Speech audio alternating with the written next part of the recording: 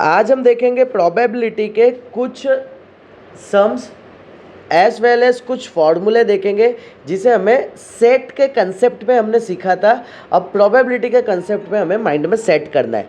Let's see sir, यहाँ पे first point की अगर मैं बात करता हूँ, probability of A union B की अगर मैं बात करता हूँ तो probability of A plus probability of B. Sir इधर यूनियन है ना, तो उसको माइनस करना है इंटरसेक्शन के साथ। उम्मीद करता हूँ यहाँ तक डन। बोल डन। अब अगर यहाँ पे बात करता हूँ mutually exclusive event. Sir exclusive का मतलब ये होता है, कॉमन नहीं है कोई। एक्सक्लूसिव का मतलब ये होता है कि कॉमन नहीं है। बोलो डन। सर यहाँ पे कॉमन नहीं है तो ये पार्ट नहीं आएगा। बोलो डन। सर यहाँ पे आ जाएगा probability of A plus probability of B. Okay, बाकी सारे एस इट इज रहेंगे। एक्सक्लूसिव होगा तो बोलो डन। एक्सक्लूसिव का मतलब होता है कि कॉमन वाले नहीं है उसके पास। अब यहाँ बात करते हैं सेकेंड फार्मूला, हम ऑब्जर्व करते हैं जिसके अंदर हम बात करेंगे तीन इवेंट है, A union B union C. बोल रहा है, तो इसका फार्मूला होगा probability of A plus probability of B plus probability of C minus probability of A intersection B minus probability of B intersection C minus probability of A intersection C plus probability of A intersection B intersection C. मुझे एक बात बताओ तो next क्या लिखूँगा मैं? Mutually exclusive event. बोल डन। यानी जब मैं ये बात करूँगा तो A union B union C is equal to probability of A plus probability of B plus probability of C, क्योंकि बाकी का कोई भी कॉमन पार्ट वाले आएंगे नहीं। ये कॉमन कॉमन कॉमन कॉमन, ये चारों के चार पार्ट गायब हो जाएंगे। मैं उम्मीद करता हूँ कि यहाँ तक सबको क्लियर है। बोल डन। Okay next. अब यहाँ पे आ जाते हैं थर्ड फॉर्मूला। सब प्रोबेबिलिटी ऑफ ए डैश यानी ए बार इंटरसेक्शन बी। बार किसके ऊपर नहीं है? बी। तो पहले लिखेंगे प्रोबेबिलिटी ऑफ बी माइनस बाकी ए सिटीज, सिर्फ बार हटा देंगे। बोल डन इतना।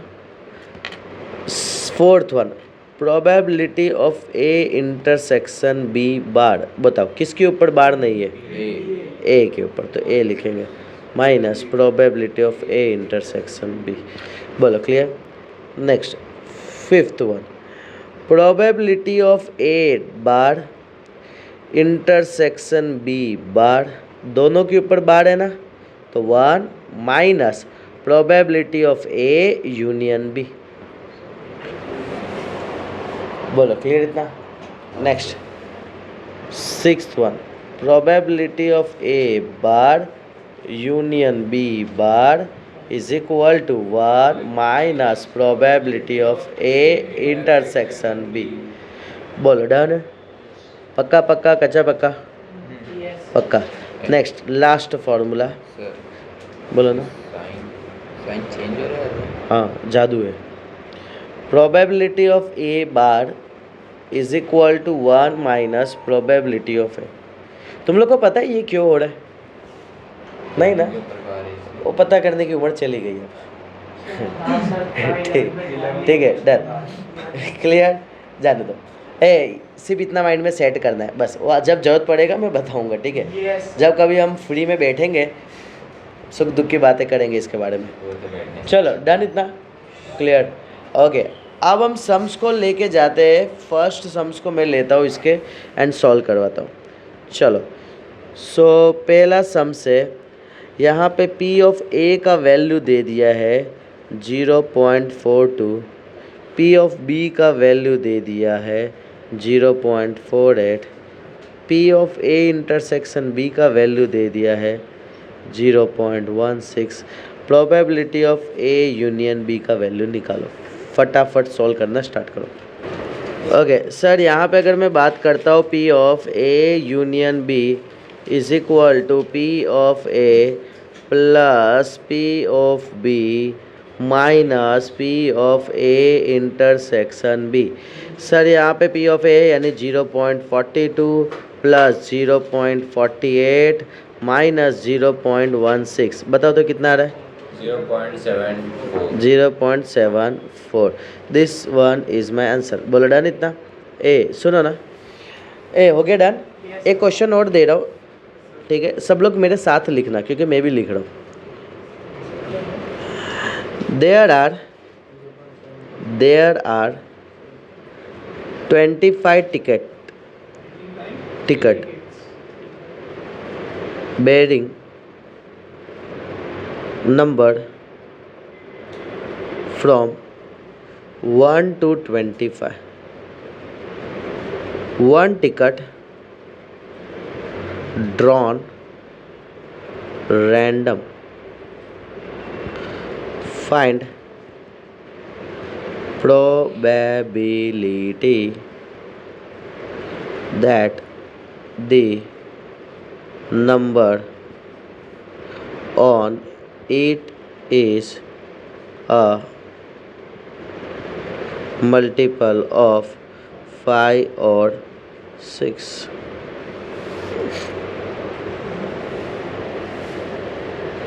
मल्टीपल ऑफ 5 और 6। डन। देखो अब ऐसे थियरी क्वेश्चन आते हैं, हमें पता नहीं चलता, समझना मेरी बात को ध्यान से। देयर आर टोटल कितने टिकट है? 25 टिकट है, 1 से 25 नंबर तक। बोलो डन। यानी यहाँ से मुझे ये सिर्फ पता चलता है कि टोटल कितने? टोटल है 25। One ticket drawn random, find a probability that the number on it is the multiple of 5। पहला क्या बता रहा है? Multiple of 5। मुझे 2 इवेंट लेना पड़ेगा, ई एंड एफ।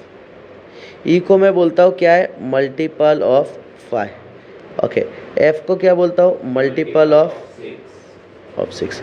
मुझे बताओ 5 का मल्टीपल कौन होगा? 5, 10। इसका प्रोबेबिलिटी कितना होगा? 1/5। बताओ इसका?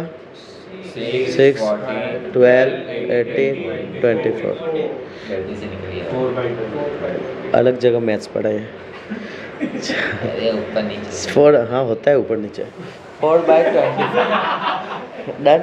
ओके, अब ध्यान से समझना, इधर मैं कट ना करूँ तो तुमको कोई तकलीफ नहीं है, अपनी इच्छा, क्या बोलता है?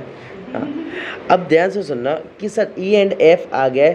Probability that number on it is 5 का भी मल्टीपल होना चाहिए और 4 का भी मल्टीपल होना चाहिए, सॉरी 6 का भी होना चाहिए। यानी सर प्रोबेबिलिटी ऑफ ई भी चाहिए एंड एफ भी चाहिए। तो क्या होगा? Probability of E plus probability of F minus probability of E intersection F. इसका मतलब मुझे यहाँ से ई इंटरसेक्शन एफ पे जाना पड़ेगा निकालने। अब मुझे बताओ ई एंड एफ में कॉमन क्या है? 0। कुछ नहीं है, 0 है। यानी probability of E intersection F क्या होगा? 0 होगा। बोल डन। सो यहाँ पे पी ऑफ ई का वैल्यू है 5/25 प्लस 4/25 माइनस 0। एक बात बताओ, इस इवेंट का क्या नाम दे सकते हैं? एक्सक्लूसिव। क्यों? क्योंकि दोनों में कॉमन नहीं है, दोनों में कॉमन नहीं है। सो यहाँ पे आ जाएगा that is nothing but 9/25। Sir यहाँ पे probability of E union F का वैल्यू आ गया 9/25। बोलो डन है? ए पता चला ना कैसे सेट हो रहा है, ये क्लियर होना चाहिए। नहीं नहीं, वो मैटर नहीं करेगा, है ना। अब आ जाते हैं नेक्स्ट क्वेश्चन, कंसेप्ट देखना नेक्स्ट।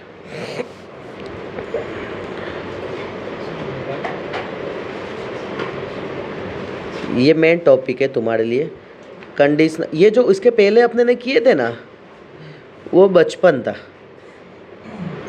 है ना, यानी ऐसे हम बचपन में किए थे ऐसा। ठीक है, ये दिखेंगे नहीं तुमको, बोले जो कि दिख गए, एक आध मार्क्स दिख गए तो दिख गए, दया कर दिए तो। ओके, अब आते हैं कंडीशनल प्रोबेबिलिटी। सर ऐसा तो कुछ कुछ देखा देखा लग रहा है।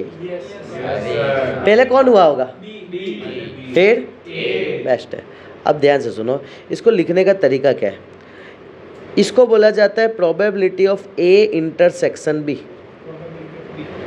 और ये नीचे का प्रोबेबिलिटी ऑफ बी। लेकिन प्रोबेबिलिटी ऑफ बी कभी भी जीरो नहीं होना चाहिए, क्योंकि इज्जत ही नहीं रहेगी ना, नीचे जीरो हो गया तो। ओके, अब मैं बात करता हूँ प्रोबेबिलिटी ऑफ बी बाय ए है, तो ऊपर में तो कोई फर्क नहीं पड़ता, इंटरसेक्शन ए इंटरसेक्शन बी या बी इंटरसेक्शन है। इंटरसेक्शन का मतलब होता है कॉमन। जैसे मैं बोलता हूँ मेरे पास एंड आरव के पास कॉमन रुपए कितने, या दूसरा मैं बोलता हूँ आरव के पास एंड मेरे पास कॉमन रुपए कितने, तो दोनों का कॉमन में कोई डिफरेंस नहीं आएगा, बोल डन। बट डिनोमिनेटर का ध्यान रखना, ये ए नीचे है तो प्रोबेबिलिटी ऑफ ए, और कौन जीरो नहीं होना चाहिए? बेस्ट है, बोलो क्लियर इतना? डन।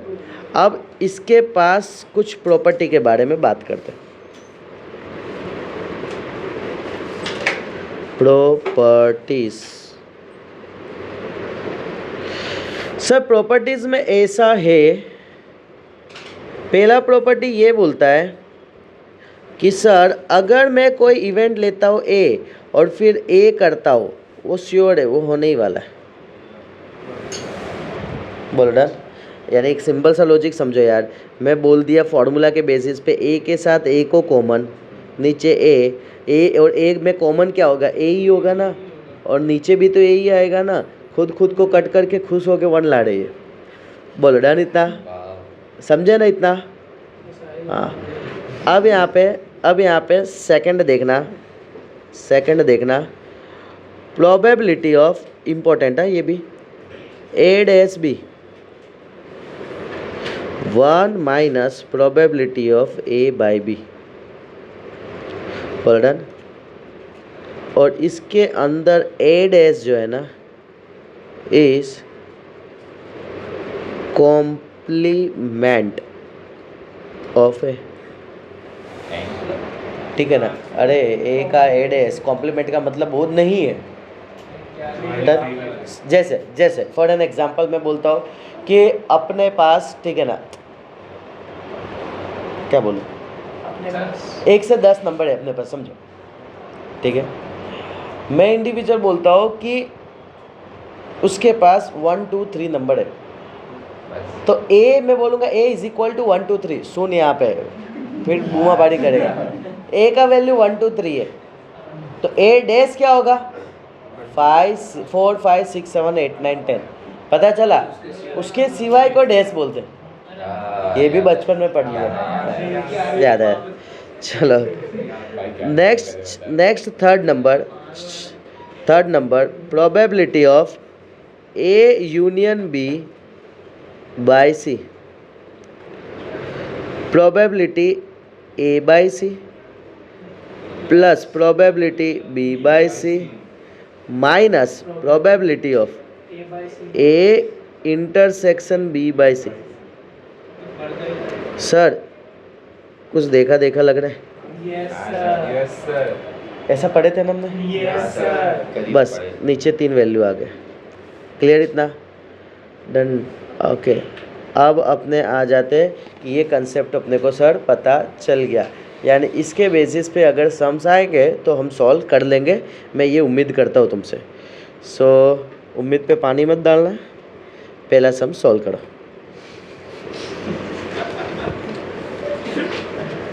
प्रोबेबिलिटी ऑफ बी,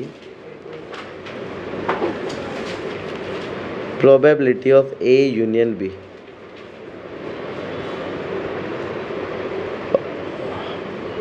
ओ मालिक, ओ मालिक, टेका नहीं, सीधा। तो तुम खड़े हो तो दूसरे को तकलीफ दे रहे। हाँ,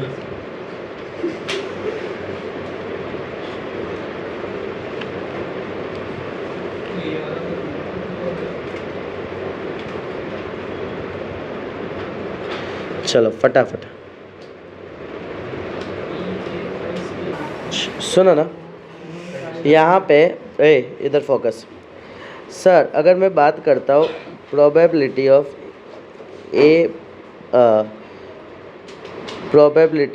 ए बाय बी, फॉर्मूला क्या है? अब अपनी ज़िंदगी में तकलीफ़ ये है कि हमारे पास इंटरसेक्शन नहीं है। सो यहाँ पे अगर मैं बात करता हूँ इंटरसेक्शन चाहिए तो मैं क्या लिखूँगा? Probability of A P of B minus P of, है ना। फाइनल आंसर बताओ क्या है? ओके सर, यहाँ पे ऊपर 4/11 और b का वैल्यू क्या है? 5/11, 11 कट 4/5 बर्डन, और p of b by a, यहाँ पे क्या आ जाएगा? ऊपर में probability of a intersection b upon probability of a, कितना आ जाएगा? a इंटरसेक्शन b कितना है?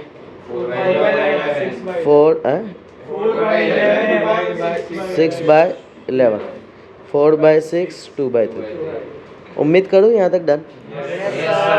क्लियर है? ओके चलो। सो एक और क्वेश्चन देता हूँ तुमको। तुम बोल रहे हो इतने कॉन्फिडेंट के साथ क्लियर है, एक और दे देता। चलो लास्ट 2 क्वेश्चन, उसके बाद लेक्चर क्लोज। 2 डाइस, चले क्वेश्चन लिखना मेरे साथ। 2 dice are thrown, find the probability of getting an even number on first die if the outcomes on the 2 dice always exhibits sum of 8। इतना लिख दिया सबने क्वेश्चन। अब सुनना मेरी बात को ध्यान से। सबसे पहले सैंपल स्पेस हम लिखते हैं तो उस पे से वर्क करने में थोड़ा मजा आएगा। डन। ये 1 1 1 2 1 3 1 4 1 5 1 6, same way 2 1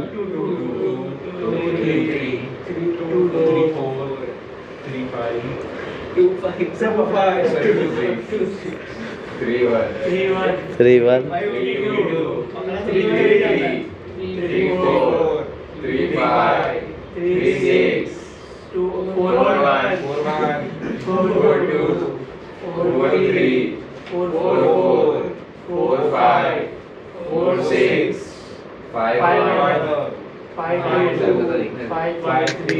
मेरे को तो आने दो यार तुम लोग। 5 4 5 5 5 6 1 6 2 6 3 6 4 6 5 6 6। चलो सुनो सुनो फोकस। सर यहाँ पे टोटल सैंपल स्पेस कितने आ गए अपने पास? नंबर ऑफ सैंपल स्पेस 36 आ गए। बोलो डन इतना? ओके हाँ, अब क्या पूछा है? रीड करना। 2 डाइस थ्रोन, उसके बाद इवन नंबर। ओके बस बस इवन नंबर। इवन नंबर किस पे? फर्स्ट डाई पे, है ना। ओके अब मैं इधर लिखता हूँ, इधर वर्ड यूज़ कर रहा हूँ। ए लेता हूँ जिसको बोलते हैं even number on first dice, है ना। Event on getting even number on first dice. बोल डन।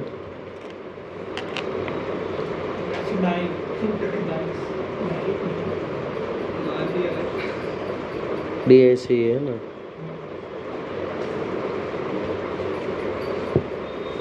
बोल done.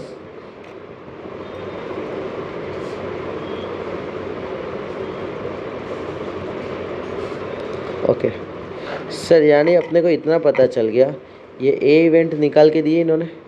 Number of A event कितना है total?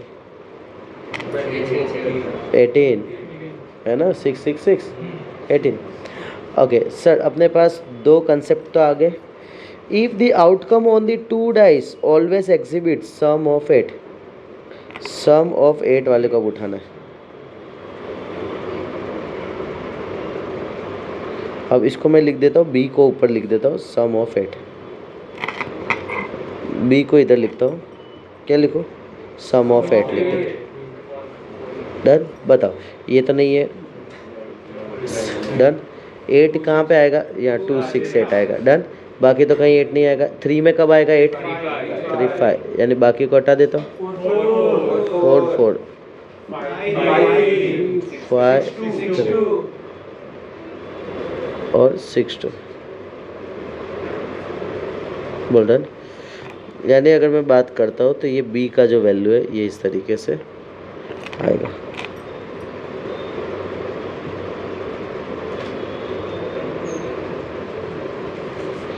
Done. Number of b बताओ कितना है, 5। इसमें कि किसी को भी तकलीफ है तो बोलो, पक्का। ओके, अब सुनो, इसके अंदर क्या पूछा है, दोनों देखो, यहाँ पे ए का भी कंडीशन दिया है। पहला कंडीशन दिया था कि इवन नंबर दिया था, और दूसरा कंडीशन दिया था सम ऑफ 8 है, यानी ए भी चाहिए एज वेल एज बी भी चाहिए। बोल डन। ओके, अब यहाँ पे अगर मैं बात करता हूँ, फोकस करना कि यहाँ पे अगर कॉमन की बात करूँ तो कॉमन क्या कितने आएंगे, कॉमन कितने आएंगे। ओके, अब एक और चीज़ फोकस करना, सुनो ना, इसके अंदर क्या क्या है क्या नहीं है वो बताओ। 5 3 भी नहीं है और 3 5 भी नहीं है, वो डन। ओके, अब मुझे बताओ कि ए एंड बी में कॉमन क्या है, ए एंड बी में कॉमन क्या क्या है, 6 2 4 4 2 6, यानी नंबर कितने आएंगे, perfect sir. Number of A intersection B जो है ना वो आ जाएगा 3, बोल रहा नहीं इतना। अब यहाँ पे अगर मैं बात करता हूँ कि sir P of B, okay एक बार रीड करके बताओ क्वेश्चन फटाफट। ओके,